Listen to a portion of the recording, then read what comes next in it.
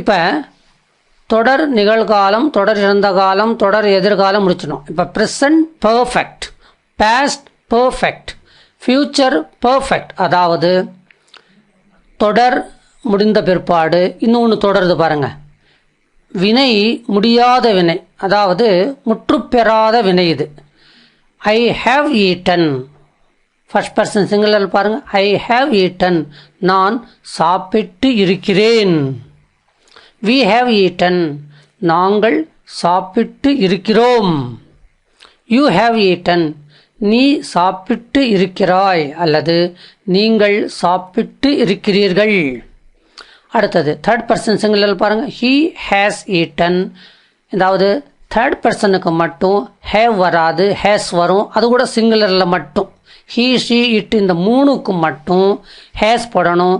மற்றதெல்லாம் பாருங்க ஹேவ் தான் வரும்.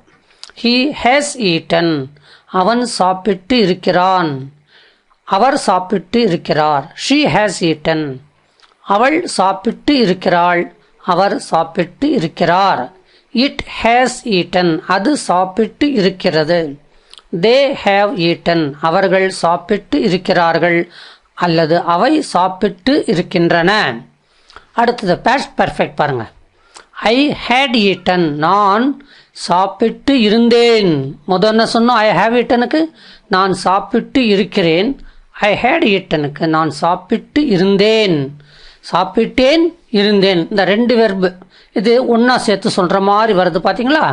வி ஹேட் ஈட்டன், நாங்கள் சாப்பிட்டு இருந்தோம், சாப்பிட்டிருந்தோம்.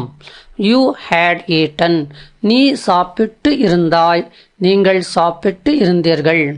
ஹீ ஹேட் ஈட்டன், அவன் சாப்பிட்டிருந்தான், அவர் சாப்பிட்டிருந்தார். ஷீ ஹேட் ஈட்டன், அவள் சாப்பிட்டு இருந்தாள், அவர் சாப்பிட்டு இருந்தார். இட் ஹேட் ஈட்டன், அது சாப்பிட்டு இருந்தது.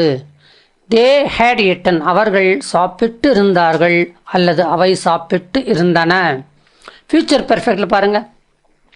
ஐ ஷால் ஹேவ் ஈட்டன், எத்தனை வெர்பு பாருங்க. ஷால் ஒரு வெர்பு, ஹேவ் ஒரு வெர்பு, ஈட்டன் ஒரு வெர்பு. அப்போது ஃபியூச்சர் பெர்ஃபெக்டில் 3 வெர்பும் சேர்ந்து வந்தால்தான் அது முழுமை பெறும். நீங்கள் இதில் ஏதாவது ஒன்று சாய்ஸில் விட்டுறக்கூடாது.